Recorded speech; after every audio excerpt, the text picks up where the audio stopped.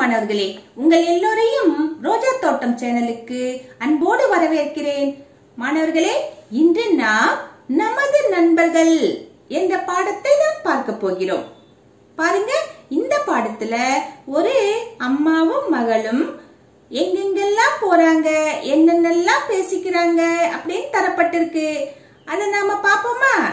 சமுத்ரா என்ற 7 வயது சிறுமி தனது அம்மா வெண்ணிலாவுடன் மளிகை பொருள்கள் வாங்க அங்காடிக்கு செல்கிறாள்.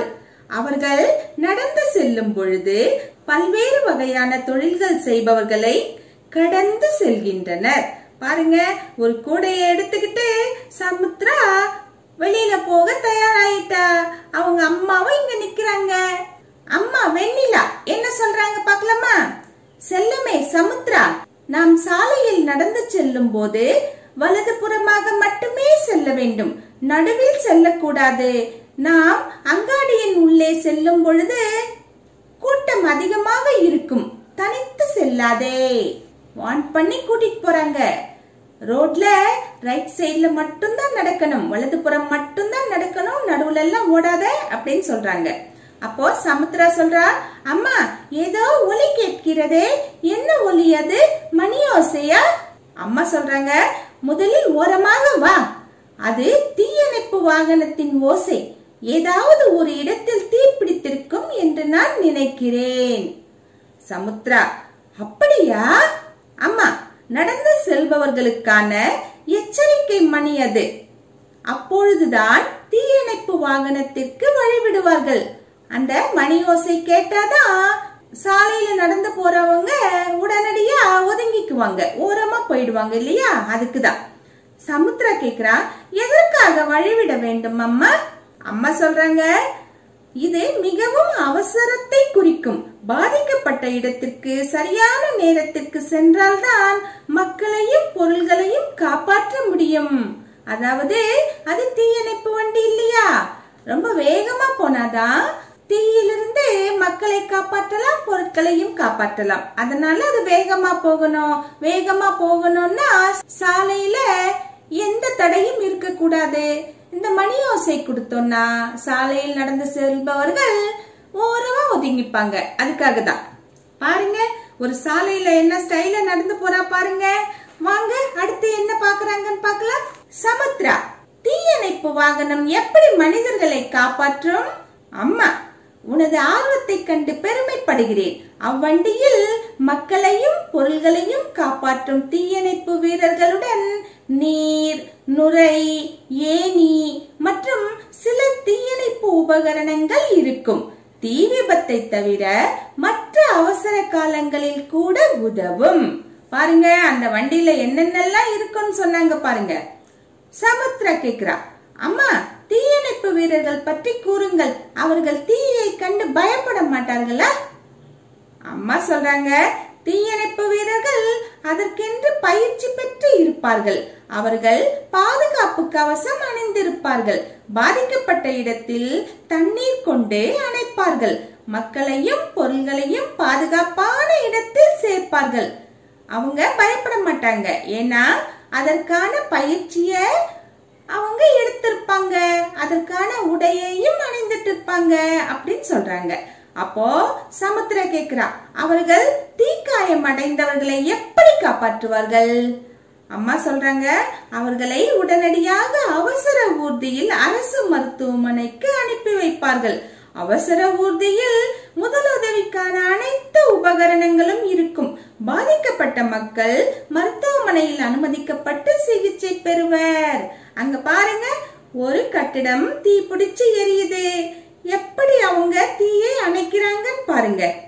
ஏணி ஒன்று உயரமா இருக்கு, அதை வைத்து தீயணைப்பு வீரர் உயரமா ஏறி நிக்கிறார் பாருங்க. தண்ணியை பீச்சு அடிக்கிறார். அதோட அந்த கட்டிடத்துக்குள்ள இருக்கிறவங்கள மீட்டிடுவார். தீக்காயம் அடைந்தவர்களை அவசர ஊர்தியை வரவழைத்து அதில் ஏற்றி அனுப்பி விடுவார்கள். அவசர ஊர்தி எங்கே செல்லும்? மருத்துவமனைக்கு.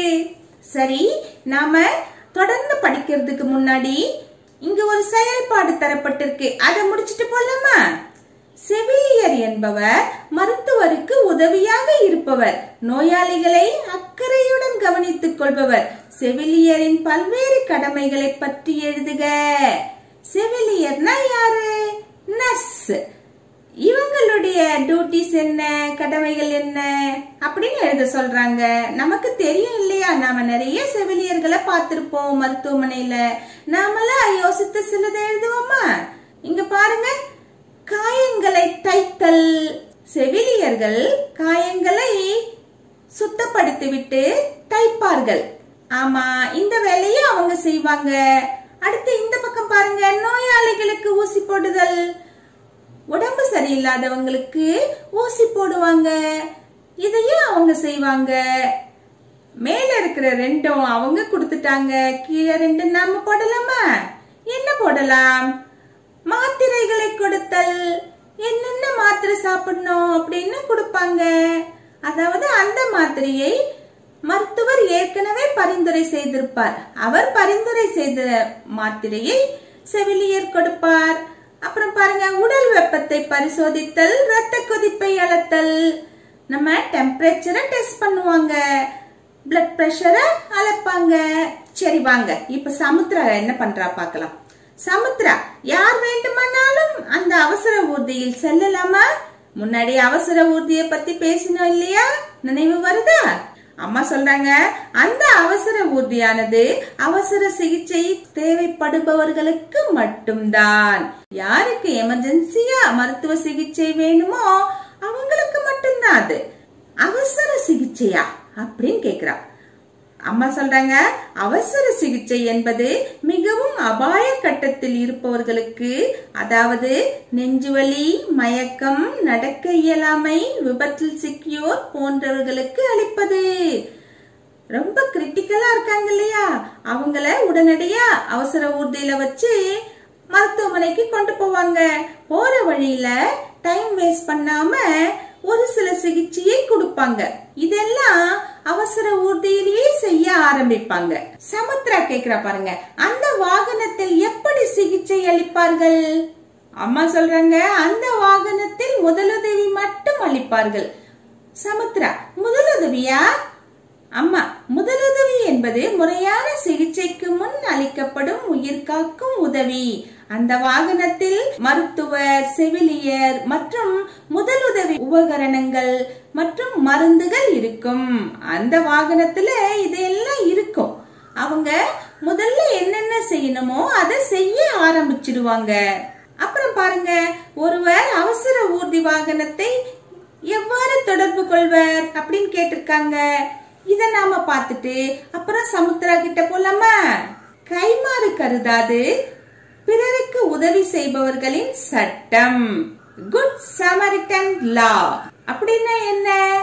நாம எந்த பலனையும் எதிர்பார்க்காமல் பிறருக்கு உதவி செய்யறது, அதற்கான சட்டம் என்ன தரப்பட்டிருக்கு?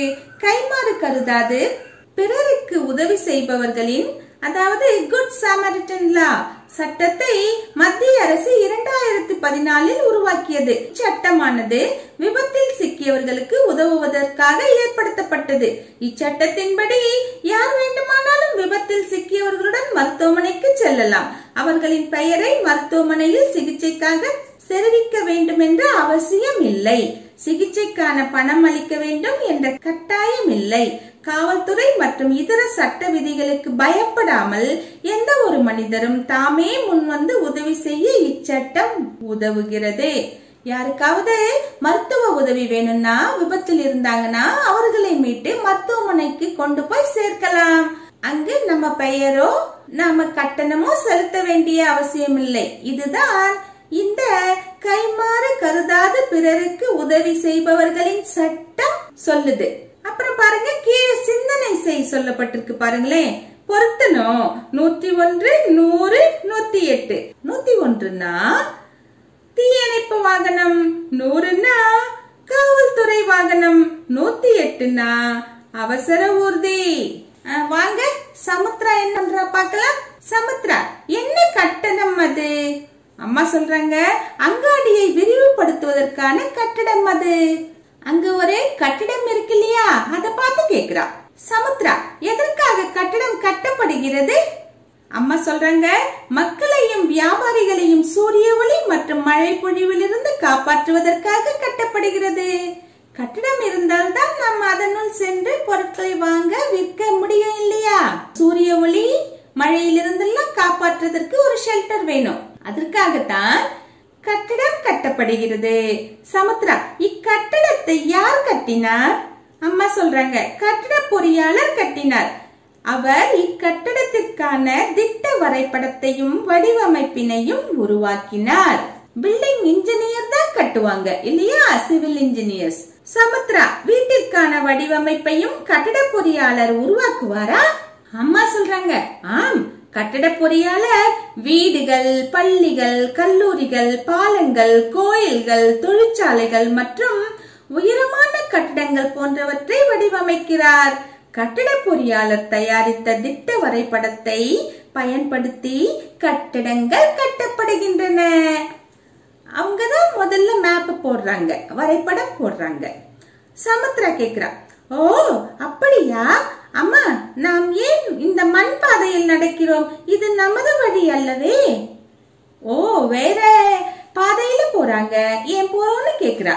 அம்மா சொல்றாங்க, நம் வழக்கமான பாதையில் சாலை தொழிலாளர்கள் சாலை போடுகின்றனர். சமுத்ரா, சாலைகள் நமக்காகத்தான் போடப்படுகிறதா? அம்மா, ஆமாம், சாலை தொழிலாளர்கள் வாகனங்கள் மற்றும் மக்கள் வசதியாக செல்ல சாலைகளை போடுகின்றனர். நாம வசதியா நடக்கிறதுக்காகத்தான் சாலைகள் போடப்படுகின்றன. சமுத்ரா கேக்குற பாருங்க, ஏன் அம்மா, என்ன சிறப்பு? அம்மா சொல்றாங்க, வயல்கள் பசுமையாக எவ்வளவு அழகாக உள்ளன. சமுத்ரா, ஆம் அம்மா, மிகவும் அழகாக உள்ளன. அங்கு யார் வேலை செய்கிறார்கள் அம்மா? அம்மா சொல்றாங்க, அவர்கள் விவசாயிகள். அவர்களால் தான் நாம் உணவு பெற்று மகிழ்ச்சியாக வாழ்கிறோம். இங்க பாருங்க, ஒரு விவசாய நிலம் தரப்பட்டிருக்கு. அங்கு ஒரு அழகான பாதை போகுது, மண் பாதை. அங்கதான் இப்ப சமுத்ராவும் அம்மாவும் நடந்து போயிட்டு இருக்காங்க. அவங்கள பத்தி பேசிக்கிட்டே போறாங்க. இப்போ இடையில நாம சின்ன பிரேக் எடுத்துக்கலாம்.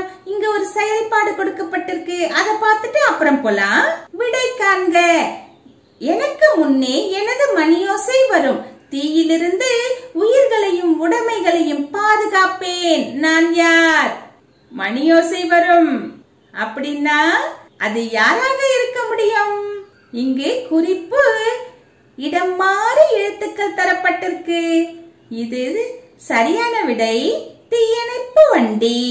அடுத்தது இரண்டாவது, நான் மக்களை பாதுகாப்பேன், குற்றங்களில் இருந்து சமூகத்தை பாதுகாப்பேன், மக்கள் விதிகளை பின்பற்றுகிறார்களா என உறுதிப்படுத்துவேன். நான் யார்? சரியா சொன்னீங்க, காவலர். 3, நான் மண்ணில் கடுமையாக உழைப்பேன், விதைப்பேன், ஆதலால் அம்மன் நமக்கு உணவு தரும். நான் யார்? விவசாயி. அம்மா, அங்கே பாருங்கள், பேருந்து. அம்மா, பேருந்து நமது போக்குவரத்து சேவைகளில் ஒன்று. தீயணைப்பு வீரர்கள், விவசாயிகள், பொறியாளர்கள் போன்று ஓட்டுநர்கள் மற்றும் நடத்துனர்களின் சேவை மிகவும் மகத்தானது. அவர்கள்தான் போக்குவரத்து எளிதாக நடைபெற உதவுகிறார்கள். டிரைவர், கண்டக்டர்னு சொல்லுவோம் இல்லையா, அவங்களுடைய சேவையும் மகத்தானது. சமுத்ரா சொல்றா, அம்மா, ஏதோ ஒரு வித்தியாசமான எச்சரிக்கை ஒலி கேட்கிறதே. அம்மா சொல்றாங்க, ஆம், அது காவல்துறை வாகனத்தின் எச்சரிக்கை ஒலி. போலீஸ் வண்டி. சமுத்ரா, காவல்துறை வாகனமா? ஏன்? அம்மா சொல்றாங்க, இது காவல்துறையின் வழக்கமான ரோந்து பணி. மக்களை பாதுகாக்கவும் கூட்ட நெரிசலை ஒழுங்குபடுத்தவும் வருகிறார்கள். மக்களையும் பொருள்களையும் பாதுகாப்பார்கள். அனைவரும் விதிமுறைகளை பின்பற்றுகிறார்களா என உறுதிப்படுத்துவார்கள். செக் பண்றாங்க போலீஸ்காரங்க. சமுத்ரா சொல்றா, அம்மா. அம்மா சொல்றாங்க, என்ன? சமுத்ரா கேக்குறா, நம் அண்டை வீட்டு அண்ணா நம் நாட்டு எல்லையில் வேலை செய்கிறார் என்று சொன்னீர்களே. அம்மா சொல்றாங்க, அவர் ராணுவ வீரராக இந்திய எல்லையில் பணிபுரிகிறார். ராணுவ வீரர்கள் நம் நாட்டையும் மக்களையும் எதிரிகளிடமிருந்து பாதுகாக்கின்றனர். தமது உயிரை கூட பொருட்படுத்தாமல் அவர்கள் நமக்காக குடும்பங்களை துறந்து பணிபுரிகிறார்கள். நமக்காக அவங்க குடும்பங்கள், மனைவி, குழந்தைகள், அப்பா அம்மா எல்லாரையும் விட்டுட்டு எல்லையில போய் பணிபுரியுறாங்க. இங்க பாருங்க, ஒரு படம் தரப்பட்டிருக்கு, நாம் அறிந்து கொள்வோம்ல. யார் படம் அது? இருங்க படிச்சு சொல்றேன். இந்திய தேசிய ராணுவத்தை நேதாஜி சுபாஷ் சந்திர போஸ் உருவாக்கினார். ஓ, இது நேதாஜி சுபாஷ் சந்திர போஸின் படம். இவர்தான் இந்திய தேசிய ராணுவத்தை முதலில் உருவாக்கினார். அடுத்து பாருங்க, ஒரு சாலையில வாகனங்கள் எல்லாம் போகுது. அந்த படம் தரப்பட்டிருக்கு. இப்ப வாங்க சமுத்ரா என்ன சொல்றா பார்க்கலாம். எனக்கு இப்பொழுது நினைவுக்கு வருகிறது, எங்களின் ஆசிரியர் நேற்று ராணுவ படையை பற்றி கூறினார் அப்படின்னு சொல்றா. அம்மா சொல்றாங்க, சமுத்ரா உனக்கு தெரியுமா, ஆசிரியர்களின் பணி மிகவும் புனிதமானது. அவர்கள் மாணவர்களுக்கு அறிவையும் ஒழுக்கத்தையும் போதித்து என்லைட்டன்ஸ் அப்படின்னு சொல்லுவாங்க, இத சிறந்த குடிமக்களாக திகழ உதவி புரிகிறார்கள். செல்லமே, நாம் பிரதான சாலைக்கு வந்து விட்டோம், என் கையை பிடித்துக்கொள் அப்படின்னு சொல்றாங்க. மெயின் ரோடுக்கு வந்துட்டோம், இனி கை பிடிக்காம போகாத, என் கையை பிடிச்சுக்கோ அப்படிங்கிறாங்க. இங்க பாருங்க, நான் யாருன்னு ஒரு செயல்பாடு தந்திருக்காங்க.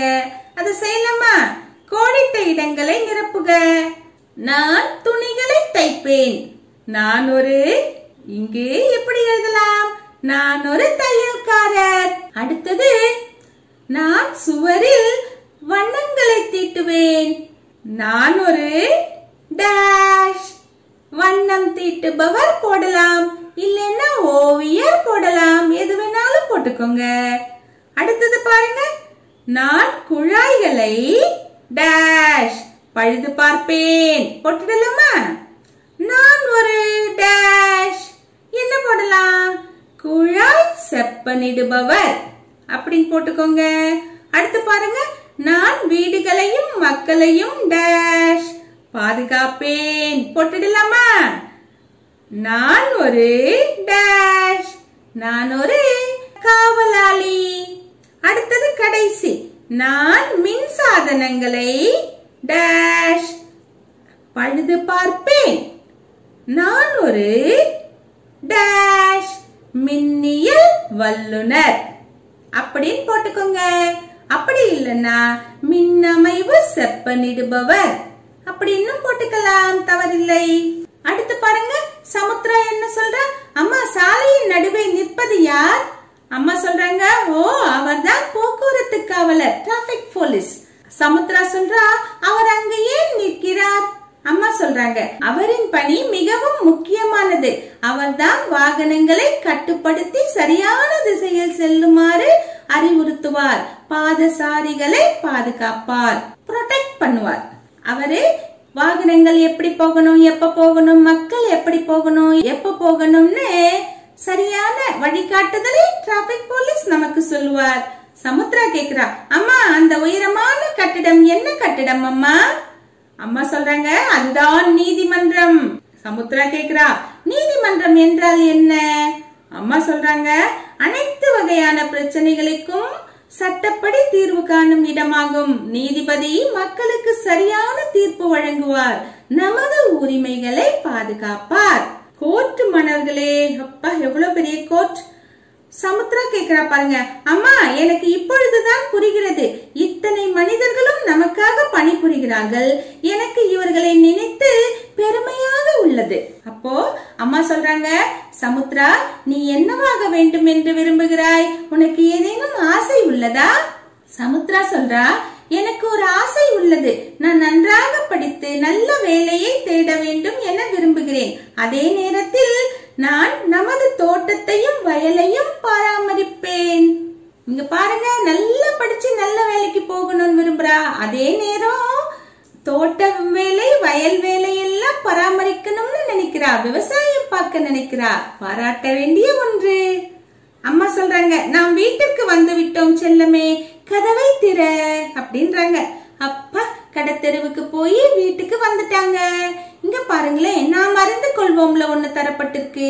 நமது அரசியல் அமைப்பின் பாதுகாவலன், அதாவது கார்டியன், உச்ச நீதிமன்றமாகும். நமது அரசியல் அமைப்பின் பாதுகாவலன் யார்? உச்ச நீதிமன்றம். இங்க பாருங்க, கலை சொற்கள் தரப்பட்டிருக்கு. போதித்தல், என்லைட்டன்ஸ், பாதுகாவலன், கார்டியன், பாதுகாத்தல், ப்ரொடெக்ட். அடுத்தது மீள்பார்வை.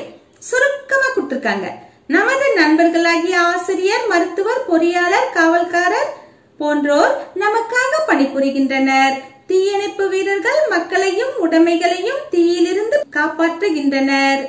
ஒரு கட்டட பொறியாளர் கட்டிடத்திற்கு வடிவமைப்பினை தருகிறார். சாலை பணியாளர்களால் சாலைகள் போடப்படுகின்றன.